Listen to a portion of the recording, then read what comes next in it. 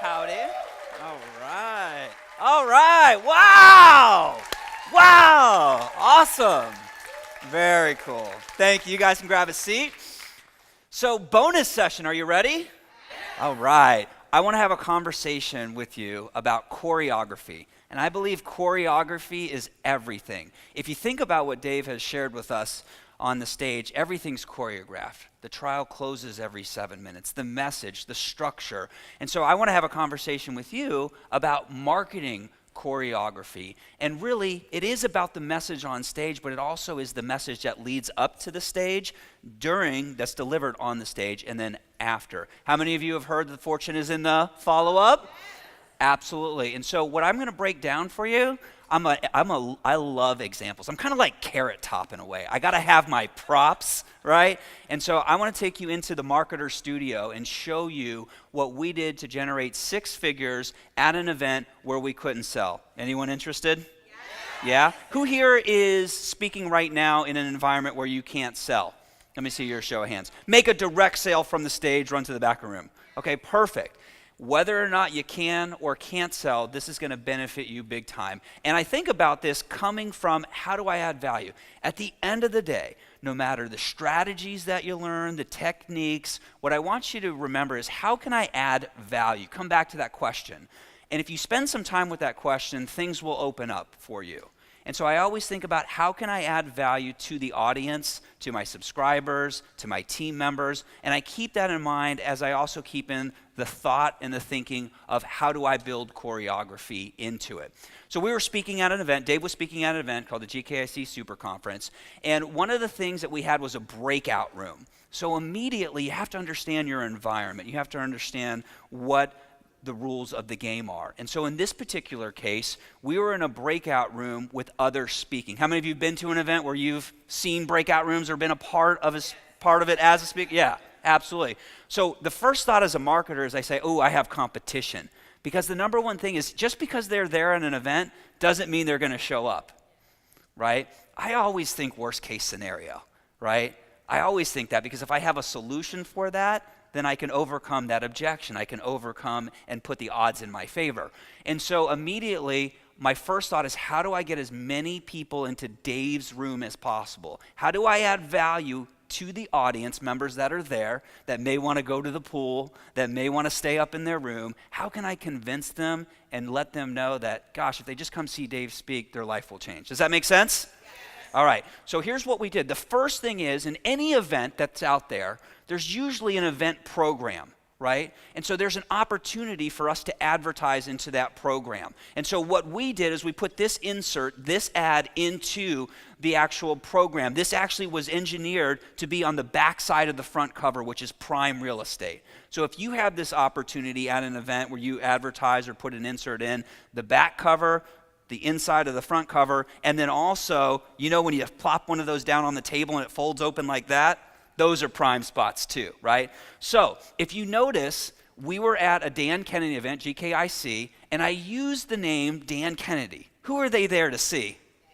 They're there to see Dan Kennedy. And so we heard about being a rock star, right? We heard about attaching yourself, being an expert, or being seen as that. And so I linked ourselves to Dan Kennedy with this headline: Dan Kennedy's most influential and persuasive entrepreneurs have a speaking empire. Do you? I love questions, right? Questions just grab the attention, you know? Dave talks about, when you start your speech, you may consider opening with a question, because it immediately grabs people's focus and attention. And so the same thing works in print, and so we put this ad there. The other thing that was smart about this was, we linked the faces, the images of people that were well known. And so these particular speakers are well known in this community, and they were our clients, and so we leveraged them to do the heavy lifting, that these were our clients and they had worked with us. The other thing to consider here as well is, in old direct mail in print advertising, they call it advertise the advertising. And so how many of you have ever seen a commercial on TV that generally it's for the healthcare and prescription pills? It says blah, blah, blah, blah, blah, see our ad in Redbook. How many of you have ever seen that? That's advertising the advertising. And so in this particular case, I said, come see Dave speak, with that yellow circle right there. And then I also have a big red ticket that goes in the bag that people get.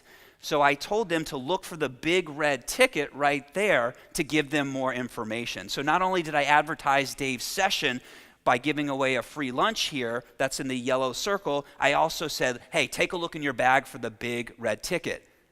Now, if you're smart about this, you may realize that see the red bag or see the ticket in the bag, that's an open loop. So I've created an open loop. So we can take what Dave's teaching us in presentator and speaking principles, and we now can apply it offline. Is that cool? Yes. Will you guys do that? Yes. All right. I want to give you that awareness. The second thing that we did, knowing that we were up against other speakers, is we positioned ourselves to speak on the second day. What day? Second day. How many of you have ever been to an event and the first day you're just kind of like getting a lay of the land, you may go meet some friends, you want to kind of just get into the event? How many are like that, right?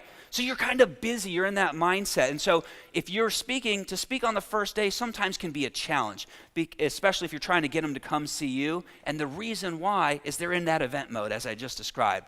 And so what we did is we said we want to speak the second day at lunch. People get a lay of the land, they get acclimated, and also it gives us the opportunity at the booth or at the event to meet people and say, hey, you ought to come see Dave speak. Right? And so we have a little runway to get people excited about that. So we chose to speak on the second day right here for the lunch, and that was day 3. Now here's the big red ticket in the bag. How many of you wanted to see what the big red ticket said, right? So this is an oversized raffle ticket in the bag, right? And so you'll notice the promoter's logo is on there. I got that approved. And so basically I'm linking myself to them as almost as if GKIC is endorsing or saying, go see this. You see, we paid to play in this scenario. So we weren't invited to speak. We did the pay to play model, okay? And so we sponsored a lunch. And so the goal was we had to get them there. And so this was the big red ticket.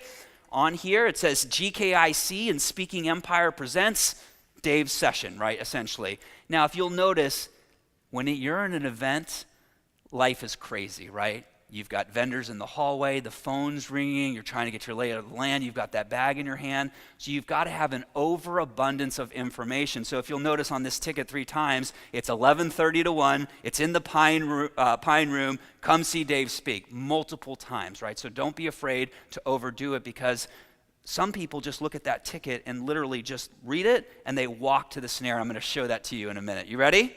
Yeah. All right. The other thing that we did is, since we got there a day ahead of time, we started introducing and meeting people. We got business cards, and so we sent out SMS text messages reminding people of Dave's sessions to come see us speak. Now you may say, Dustin, gosh, this is a lot of work just to get people into the room. This is our job as marketers. This is our way to provide value and gain awareness. And how many of you think that there were other speakers doing these strategies? No one would go through this level of choreography and work. And so we did it. And we also put down these footprints. How many of you have seen these footprints here during the event? So this actually came out of doing these, and we adopted it here. And so here's what's unique and funny. We were in the basement. Do you think this is a good spot to be? No. So the main event was happening on this floor. We're in the basement. And so a lot of people really cringe. And so because we had these footprints, I was literally able to have the team put the footprints down right before everyone broke for lunch. It's kind of one of those things where it's better to ask for forgiveness than permission, because they could have said no, right? Different strokes for different folks. So if you like that strategy, you can subscribe to it. And so we literally had people just follow the footprints. They're like, listen, I don't know what you're doing. I don't know what the session is. I just follow these things. They looked cool, right? And so in a way, MJ and Corey, they're known for driving traffic online. We're driving traffic with footprints, right? And so people, if you just show them the way, they'll listen to you. And so the footprints can be a great strategy. How many of you like these? Yeah. How many of you are going to use this? Yeah, I highly recommend. You can have any print shop make these. And so ours say the path to profits, which has a command in there and an implied benefit, right? And so it literally right up to the door, we showed people exactly where to go. And if you notice inside the door there, we've got the chairs stacked. Who can tell me why? Anticipation, right? Also, it's better to always set the room for less and then add more chairs. Why? It looks cooler. It shows excitement. It shows, maybe these people oversold the session. It's social proof, right? It's the crowd effect. All these people are here in the room, so psychologically, subconsciously, we're doing this as well. So here's what the room looked like before. Now, generally, if you're trying to optimize and put as many people in the room as possible, do you think this is a good setup? No. The challenge is most speakers would just walk into the room and accept the environment. And so my advice and recommendation is you always carry cash because you can incentivize people with cash. And so we incentivized the hotel staff there that we didn't have a relationship with. We added value to them in the form of money, right? And we added value to them so that we could rearrange the room. Now, I shared earlier, I think there's these moments in life that sometimes if you're aware, you can just recognize them. This was one of those moments I said, I'm probably going to write a presentation about this, and I'm probably going to put more than 81 people into the room, so I grabbed a snapshot, and that's what that is here. So in a moment, I'm going to share with you where we got. So this was the room and what it looked like after. Optimize more, that's Caroline, and that's Dave getting ready. Now, it wasn't the most ideal scenario, right? We couldn't change the room, but we put in as many chairs as possible. Now, through all the marketing and strategies, it may be hard to see, we actually packed the entire room. This is Dave during the intro video section. I took a picture real quick, and this is how crazy it was. We literally, that's the back table right there. So could you imagine Dave doing a close and saying, run to the back table? There's nowhere to run. They can't go anywhere. But here's the thing. You got to think about this. One problem at a time. First challenge, get as many people into the room as possible to hear the message, right?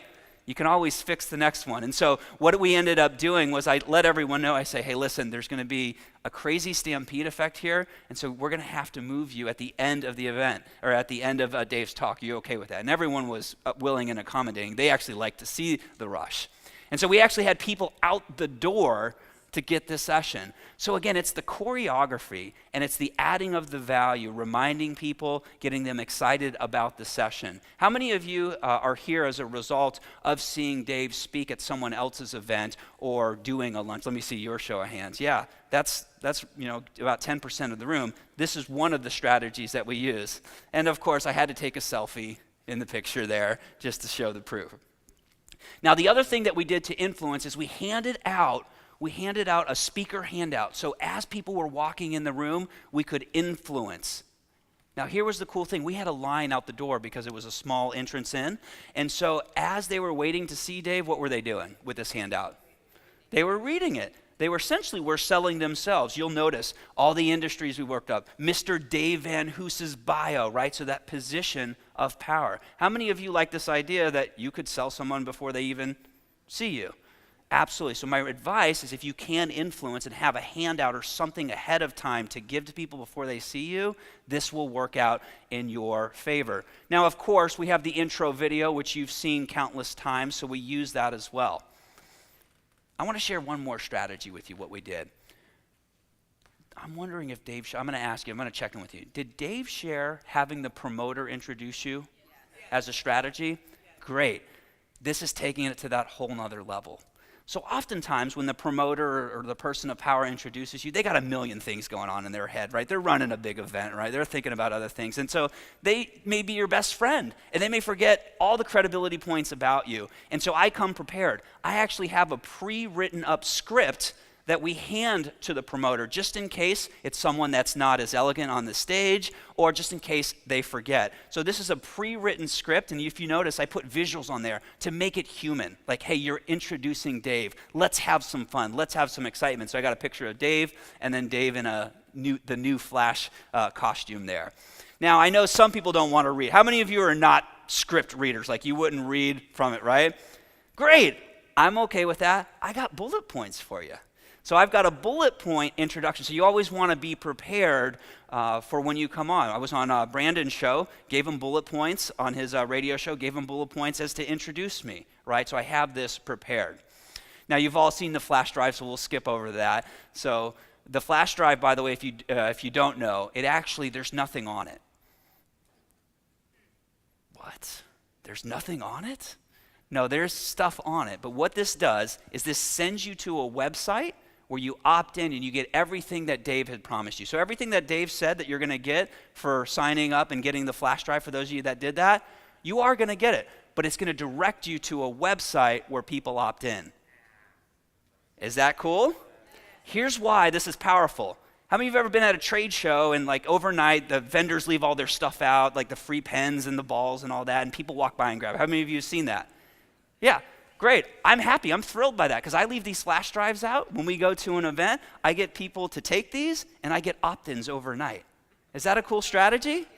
How many of you are going to use this one? You can talk to the team about who makes these, and you can send them to any website you want in the world. And so this is a very powerful strategy. Now, in addition, this is from the event. I'm a big believer in paper. I think we were talking about this on day one, old school, right? I'm still a fan of getting people to run to the back and fill out a piece of paper. Even though I know they're going to opt in, we've got to train people and get them comfortable adding value, bringing it to their awareness to go out and take the action we want them to do. So we have them fill out these forms. We have strategy session appointments. And the reason why that we did this is we only really had about 50 minutes. Right? They had a big event. People needed to get in and out. So if you're ever in a situation where you want to sell a high-ticket program or you just don't feel like you have enough, like Maria said up here, she needs really 2 hours to make the case for her sale, this strategy everyone can use. So we did a presentation, Dave did, 50 minutes, and he offered a strategy session at the end. And those are the signups for the strategy session. Now again, if you remember what I shared with you, even though you just signed up, Dave got you excited, I don't trust you, right? I think you're going to forget about me. So immediately when you sign up, I'm also engaging the law of instant gratification. You do an action and then I give you something in return. I give an appointment card, a physical reminder, even though that we live in a digital world, a physical reminder you can put in your purse, you can put in a book that helps remind you to show up at an appointment. How many of you offer appointments or strategy sessions? Let me see your show of hands. Come on, guys. How many of you offer appointments? How many of you that offer appointments, you have no-shows, right? So you've got to have a strategy to get people to show up, and this is one of those strategies. This is a reminder, right? And so this was kind of the craziness afterwards. You got a bunch of papers. As you've seen Dave do the rush to the back of the room, we've had a bunch of papers there, and that's the aftermath. Now, remember, they signed up for a strategy session. I got a cell phone. I send them a reminder as well. So now I'm using SMS to remind people to show up for their appointment. But not only that, I send them an email. I send them an email as well. So you signed up for an appointment. We're going to show you how to better your speaking career. However, I don't trust that you're going to show up. So I give you a card. I send you a text message. And then I send you a video here. And what's unique and interesting about this is if you have the opportunity to bring team members and staff members, you've got to do a transition of power. And so if you notice, Dave was the speaker, and in there are 2 business consultants, our team members, in the video. And so Dave's giving them the authority position, which is critical, which is mission critical. All right, so there's some more text messages of us. This is the script that we use, that we walk through. And anyone that doesn't buy, I'm a big believer in this. Anyone that doesn't buy or move forward with us, we always stick something physical and a gift in their hand. How many of you are in this for the long haul? Yeah, we're of that mindset. And so we overwhelm you with value. Have you gotten tremendous value just in the content that you've received here at this event? Absolutely. And so this is the same thing that we do. So we put this in hand. This is our shock and awe package. It's a copy of Dave's book explaining the value. And so they can even think about it. And so we'll get sales even after someone leaves that event. They're reading through and they say, yes, I'm going to do this. So always put something physical in people's hands when you have the opportunity to. So how many of you want to see the results? Yeah, right? How many of you go to conferences and you hear strategies, but you never see like the numbers of the results? Let me see your show of hands, yeah? Well, let's invest a couple minutes here. I'm going to go through. So we had a room of 111 people. It said 81, we put 111. Now, Dave got 40 strategy sessions signed up. Now, what people don't show you generally is the cancellations. Despite all the follow-up, despite everything that I did and the value that I brought, 7 cancellations / no-shows. So we had 33 meetings, sit-downs at an event, at this particular event. Now, from that, we had 16 sales. 2 were payment plans, 2 people ended up canceling, and there was 1 unable to collect. Like, these are the real numbers that people don't show you down to the T. And from that, despite the payment plans, cancellations, and unable to collect, we generated $117,000 from that one presentation that Dave did. Is that cool? How many of you got some massive value in that? How many of you now are going to embrace this idea of choreography? Let me see your show of hands. How many of you wrote the word down? Did you not write the word down because it's kind of a tricky one to spell? Choreography, and that's what I want to empower you with, and that's what I want you to walk away with, is how can you choreograph the entire experience? If you think about the greats like Apple, they've choreographed the experience of the box coming, the email that lets you know the shipping number, right? When you open it, the setup, the unwrapping of the computer or the iPhone itself. And so if you think about that in the sales process, in the fulfillment process, in your hiring process, how are you going to choreograph it to build massive value for your audience, for the viewer, and for your team members? And that's the one thing that I want to leave you with today: choreography. Thanks.